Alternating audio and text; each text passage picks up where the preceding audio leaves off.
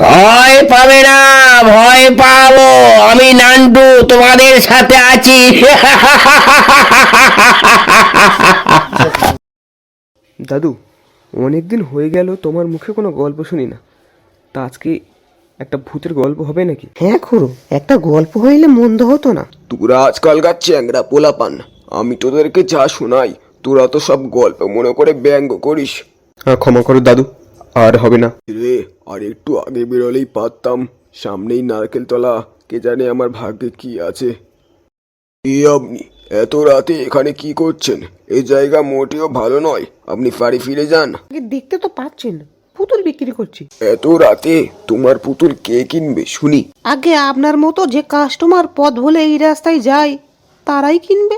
নিন না বাবু, একটা পুতুল নিন না। আমার কি আর সেই বয়স আছে যে পুতুল নিয়ে খেলা করব? তা বাবু, পুতুল না নিয়ে তো আপনি যেতে পারবেন নি।